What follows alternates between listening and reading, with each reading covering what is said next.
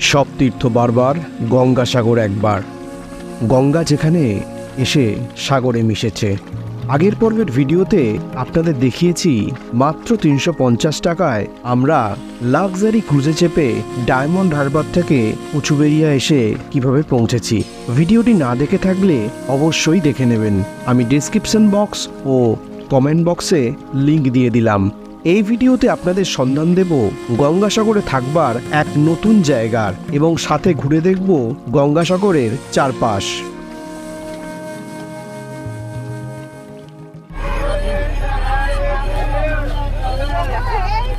তো ফেরিঘাট থেকে বেরিয়ে এখন কিন্তু আমাদের এখান থেকে বাস অথবা ম্যাজিক ধরতে হবে। এখান থেকে কচুবেড়িয়া ঘাট থেকে কিন্তু আমাদের গঙ্গাসাগরের দূরত্ব 30 কিলোমিটার এবং এখানে কিন্তু স্ট্যান্ড আছে। এই স্ট্যান্ড থেকে আপনারা টোটো পেয়ে যাবেন, ওইদিকে আছে ম্যাজিক আর এইদিকে আছে বাস। এখানে কিন্তু সমস্ত কিছু আপনারা পেয়ে যাবেন এবং ভ্যানও আছে। তো দেখি আমরা কি পাই। সম্ভবত একটা ম্যাজিক করতে হবে, ম্যাজিক যদি যায় তাহলে ম্যাজিকই নেব। ফাইনালি আমরা কচুবেড়িয়ার ঘাট থেকে এখান থেকে বেরোলাম। আমাদের ক্রুজেরই কিছু যাত্রী ছিলেন, ওনারা 5 জন ছিলেন, আমরা 2 জন ছিলাম। একসাথে আমরা 7 জন মিলে একটি মারুতি ওমনি ভাড়া করলাম, যেটা আমাদের ছেড়ে দেবেন হচ্ছে গঙ্গাসাগরে। তো এক্ষেত্রে টোটাল 1250 টাকা ভাড়া পড়লো। ওনারা আজকেই ফিরবেন, যেহেতু ওনাদের 1000 টাকা আর আমাদের দুজনের পড়লো সেক্ষেত্রে 250 টাকা। তবে ভাড়াটা একটু বেশি মনে হলো আমার। হয়তো বাসে বা ম্যাজিকে গেলে, লোকাল ম্যাজিকে গেলে হয়তো কম পড়তে পারতো, কিন্তু ব্যাপারটা হচ্ছে এখানটায় এমনই একটা পরিস্থিতির সৃষ্টি হয়ে আছে। মানে ম্যাজিককে আমি জিজ্ঞেস করলাম, ম্যাজিকের ভাড়া বলছে 100 টাকা করে। জানি না এটা কেন। যতদূর জানি আমি ম্যাজিকের ভাড়া 50 টাকা অথবা 30 টাকা, আগের বছরে ছিল 50 টাকা। আর যাই হোক, এখান থেকেই বাসও ছাড়ছে। এখান থেকে আপনারা চাইলে বাসেও যেতে পারেন, তবে বাসে টাইমটা একটু বেশি লাগবে। এটা আমাদের পুরো রিজার্ভ কার সেহেতু আমরা খুব সহজেই পৌঁছে যাব গঙ্গাসাগর। আপনারা চাইলে বাস আছে, এখানে ম্যাজিক আছে, সেই বাস ম্যাজিক করেও যেতে পারেন, অটোও আছে।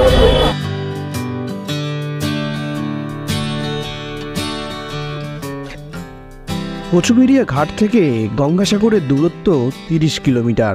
রিজার্ভ গাড়ি নিলে সময় লাগবে 40 মিনিটের কাছাকাছি। ফাইনালি আমরা এসে পৌঁছালাম আজকে আমাদের গন্তব্য দক্ষিণ 24 পরগনা জেলা পরিষদের ইন্সপেকশন বাংলো। এই হচ্ছে আজকে আমাদের গন্তব্য। চলুন ভেতর দিকে যাওয়া যাক। আর এর উল্টো দিকেই আছে গঙ্গাসাগর ইউথ হোস্টেল, একদম পুরো ইউথ হোস্টেলের অপোজিট সাইডে। বলছি দাদা, রিসেপশনটা কোথায় আছে? রিসেপশন। চলুন আমাদের ফর্মালিটিসগুলো সেরে তারপরে আপনাদের রুম ট্যুর দিচ্ছি। দেখুন, বিশাল বড় প্রপার্টি।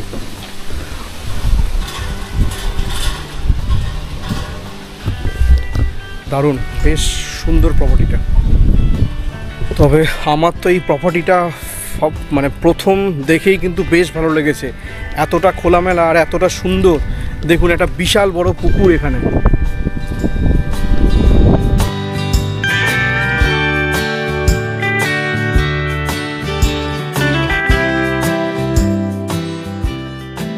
বেশ সুন্দর প্রপার্টি। এখানে বাচ্চাদের জন্য দোলনা আছে, স্লিপ আছে এবং চারিদিকে এত গাছপালা। ইউথ হোস্টেলের উল্টো দিকেই হচ্ছে এই বাংলোটা। তো কি করে বুকিং করবেন সমস্ত ডিটেলস কিন্তু এই ভিডিওতেই থাকবে, তাই ভিডিওটা একদম স্কিপ করবেন না, দেখতে থাকুন। আমরা চেক ইন করি। আপনারা যখন বুকিং করবেন, বুকিংয়ের একটা পিডিএফ কিন্তু ওনারা আপনাকে মেলে পাঠিয়ে দেবে। সেই পিডিএফের প্রিন্ট কপি এবং একটা আইডি প্রুফের জেরক্স কিন্তু সাথে অবশ্যই রাখবেন। তো এখন দাদার সঙ্গে চলেছি রুমটা দেখতে। 2টো রুম আছে, এই দিকে একটা বিল্ডিং আছে আর প্লাস এই দিকেও একটা বিল্ডিং আছে।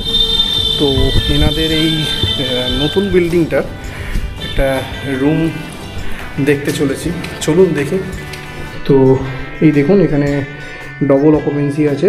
এখানে একটা খাট, এখানে খাট আছে, 2টো খাট আছে, মশারি আছে, এইদিকে আপনার লেপ আছে, এইদিকে প্লাগ পয়েন্ট আছে, পাখা আছে, এদিকে একটা বড় মিরর, এখানে আপনার জামা কাপড় ঝোলানোর জায়গাও আছে, টেবিল দিয়েছে এবং সবথেকে ভালো কথা আপনার অ্যাটাচ বাথরুম পেয়ে যাবেন।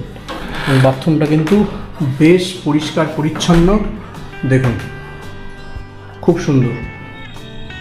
তো আমাদের এই নিচের রুমটা নিলাম। রুমটা কিন্তু বেশ পরিষ্কার পরিচ্ছন্ন। দেখুন, রুমে ঢুকেই এইদিকে আছে একটা আনলা, এইদিকে আছে আপনার টিভি, এদিকে আছে টেবিল, এখানে আছে একটা চেয়ার, ওইখানে একটা সোফা, এইদিকে একটা বড় ড্রেসিং টেবিল, এখানে দুটো খাট, আপনারা অনায়াসে 3 জন থেকে যেতে পারেন। আর এর সাথে আছে অ্যাটাচ বাথরুমটা দেখুন, গিজার আছে, এদিকে মিরর আছে, এদিকে আপনার বেসিন, হ্যান্ড ওয়াশ, এদিকে শাওয়ার এরিয়া। তবে সচরাচর কিন্তু এইগুলোর বুকিং পাওয়া কিন্তু খুবই মুশকিল, তো এটা আমরা খুব ভাগ্যক্রমেই পেয়ে গেছি। আপনারা চাইলে আপনারাও থাকতে পারেন। কোন সময় থেকে কোন সময়ের মধ্যে এই বুকিং পিরিয়ডটা খোলা থাকে সেই সমস্ত কিছু কিন্তু আপনাদের দিয়ে দেবো। এবং ওপরের যে রুমটা দেখালাম সেই রুমের থেকে কিন্তু আমার এই নিচের এই বিল্ডিংয়ের রুমটা কিন্তু বেশ ভালো লাগলো। তো এখন আমরা ফ্রেশ হয়ে নিয়ে তারপরে যাব হচ্ছে লাঞ্চ করতে। তো ফাইনালি আমরা ফ্রেশ হয়ে গেছি, ফ্রেশ হয়ে এখন চলেছি লাঞ্চ সারতে। 2টো বাজে, এখন প্রায় খিদেও পেয়েছে, সেই সকালবেলায় খেয়ে দিয়ে বেরিয়েছিলাম। তো যাই হোক, এই বেরিয়েই হচ্ছে বাঁদিকে আছে ফুড কোর্ট, এই হচ্ছে আমাদের যুব আবাস। লোকেশন ওয়াইজ কিন্তু বেশ ভালো প্রপার্টিটা, আর এই হচ্ছে আমাদের প্রপার্টি। মিনিট 2 হেঁটেই পৌঁছে গেলাম এক ভাতের হোটেলে এবং সেরে নিলাম আজকে আমাদের দুপুরের লাঞ্চ। লাঞ্চে ছিল ভাত, ডাল, আলু ভাজা, একটা তরকারি, আর তার সাথে নিয়েছিলাম মাছ। তবে রান্নাটা কিন্তু বেশ ভালো। ফাইনালি আমরা খেয়ে দিয়ে বেরোলাম। রান্নাটা কিন্তু বেশ সাধারণ এবং ভালো, আমার কিন্তু বেশ ভালোই লেগেছে। পরপর 2টো হোটেল আছে, আপনারা চাইলে এখানেও খেতে পারেন, আর না হলে ফুড কোর্ট আছে, সেই ফুড কোর্টেও কিন্তু খেতে পারেন। ইউথ হোস্টেলের পাশ দিয়েই কিন্তু আপনার WBTCL এর যে লজ, এই রাস্তাটা ধরে সোজা চলে গেলে লজগুলো কিন্তু পেয়ে যাবেন। এই যে রোড নাম্বার 3, এইটা হচ্ছে রোড নাম্বার 3। এই রোড নাম্বার 3-তেই আপনারা এই ইন্সপেকশন বাংলো, আপনাদের হচ্ছে এই ইউথ হোস্টেল এবং WBTCL এর যে লজ, এই সমস্তগুলো কিন্তু এই রোড নাম্বার 3-র মধ্যেই পড়বে। আর এর লোকেশনটা কিন্তু খুবই ভালো। এই দিকে গেলেই আপনাদের মন্দিরটাও কিন্তু খুবই কাছে।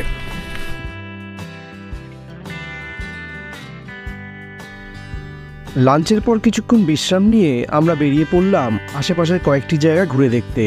মোহনা, লাইট হাউস, মা মনসা মন্দির, রামকৃষ্ণ মিশন ও নাগ মন্দির। আমাদের টোটো ভাড়া পড়ল 400 টাকা। এবং এই গঙ্গাসাগরেও কিন্তু তৈরি হচ্ছে ইস্কনের মন্দির। আপনারা হয়তো কয়েক বছর পরে এলে হয়তো এখানে ইস্কনের মন্দিরও দেখতে পাবেন।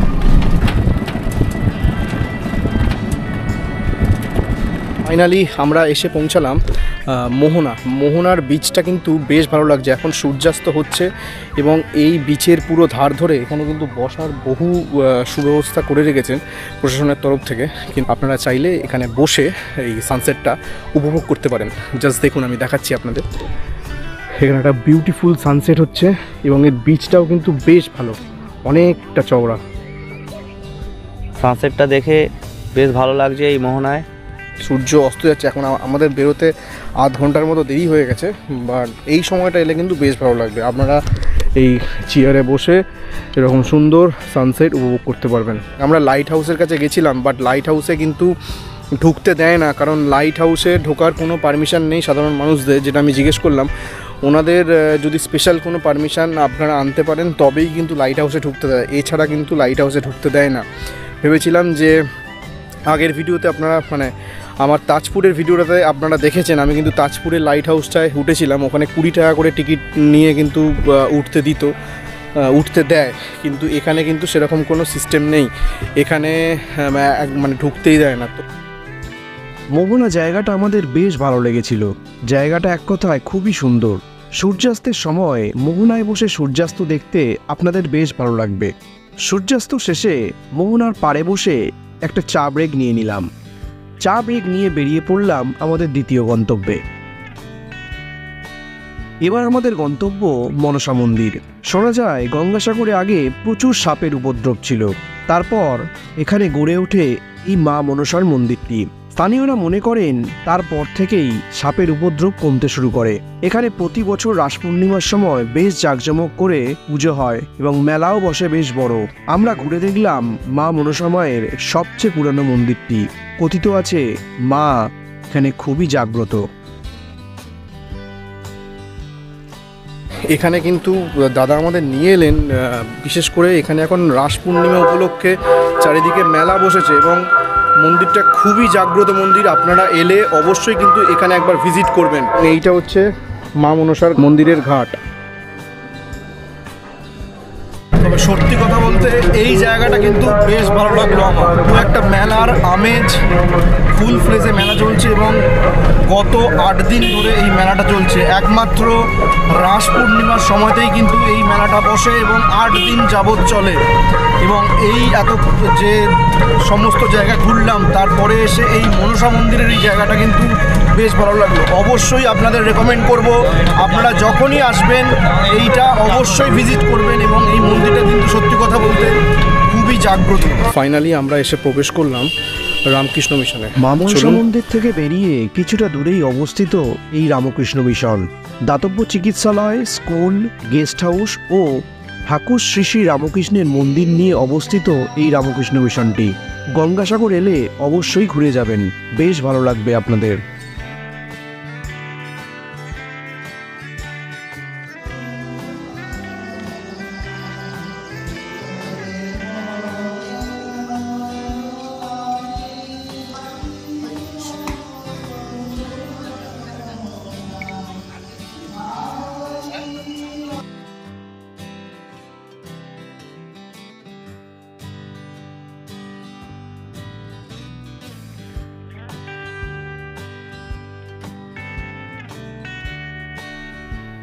এরপরেই চলে এলাম মিশনের ঠিক পাশেই অবস্থিত নাগদেবতার মন্দিরে।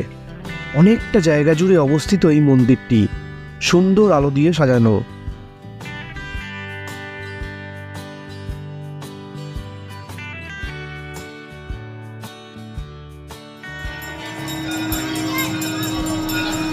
সন্ধ্যাবেলা এসে পৌঁছালাম মন্দির প্রাঙ্গণে। তখন চলছিল সন্ধ্যা আরতি।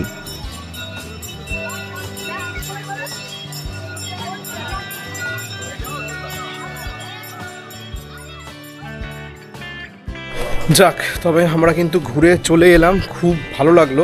আর মনসা মন্দির যেটা গেলাম ওটা হচ্ছে শিবপুর অঞ্চল। ওই অঞ্চলটা হচ্ছে আপনার শিবপুর অঞ্চল। এলে এখানে কিন্তু অনেক মনসা মন্দিরই আছে, কিন্তু অবশ্যই এলে একবার অন্তত শিবপুর অঞ্চলের যে মনসা মন্দিরটা আছে, মা মনসা দেবীর মন্দিরটা আছে, অবশ্যই কিন্তু ভিজিট করবেন। তো এসে আমরা ওই স্ট্যান্ডে নেমে একটু মন্দিরের কাছে গিয়েছিলাম, কপিল মুনির মন্দিরের কাছে। ওখানেও চলছিল এখন সন্ধ্যা আরতি। তো আমরা ওর উল্টো দিকেই ফুড কোর্ট আছে, তো রাতের বেলা খাবারের জন্য আমরা ফুড কোর্টে অর্ডার দিয়ে এলাম। একটা জিনিস যেটা দেখলাম, বাইরের যে কটা হোটেল আছে সেই হোটেলগুলোর থেকে ফুড কোর্টের দামটা একটু কম, মানে ওই 10-20 টাকার মতো কম। তো ওখানে আমরা রাতের খাবারটা অর্ডার দিয়ে এলাম। চলুন তাহলে দেখা হচ্ছে একদম সকালে।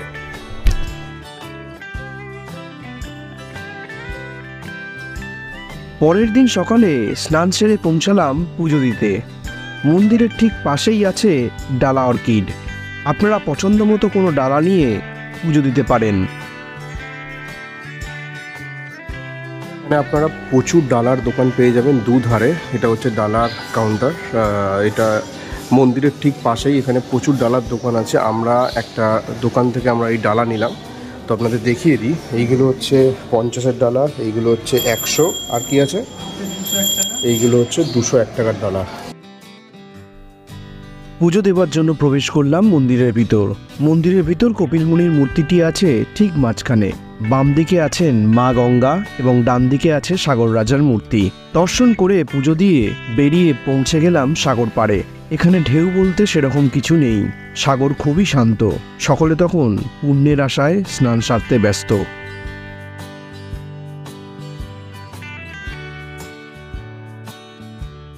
পুজো দেওয়ার পরে এলাম একটু মা গঙ্গার দর্শন করতে। এবং এখানে কিন্তু এখন গঙ্গাসাগর মেলার জন্য আর কয়েক মাস পরেই কিন্তু শুরু হয়ে যাবে গঙ্গাসাগর মেলা। সেই গঙ্গাসাগর মেলার জন্য কিন্তু জোর পরিমাণে কাজকর্ম চলছে। আপনারা স্নান করেন তাহলে এইরকম জায়গা আছে, আপনারা এখানে কিন্তু এই রকম জায়গায় কিন্তু আপনারা চেঞ্জও করতে পারেন। তো যাই হোক, বিচ এখন মোটামুটি খালি। এবার যাব, ব্রেকফাস্ট করব, ব্রেকফাস্ট করে একেবারে বেরিয়ে যাব।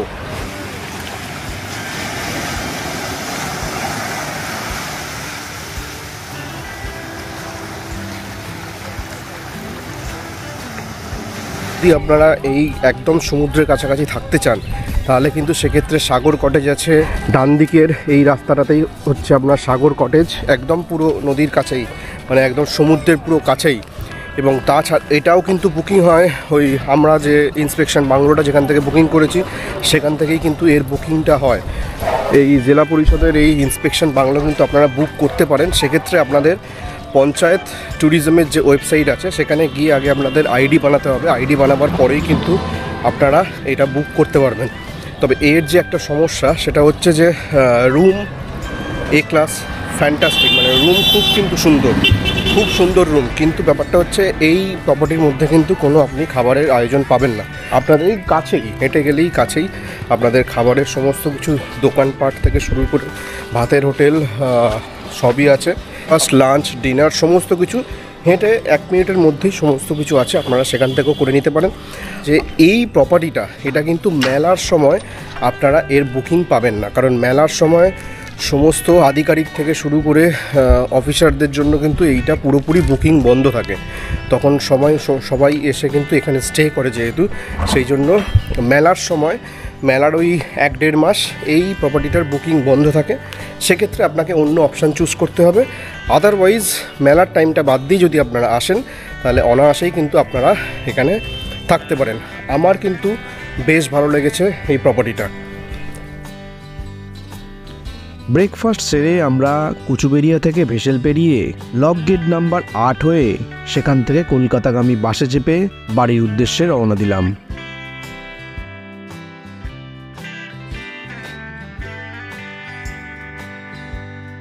এই ভিডিওটাকে এখানেই শেষ করছি। ভিডিওটা ভালো লাগলে অবশ্যই লাইক, কমেন্ট, শেয়ার আর চ্যানেলটাকে সাবস্ক্রাইব করতে ভুলবেন না। সঙ্গে থাকুন, দেখতে থাকুন। The journey begins. যাত্রা চলছে, চলবে।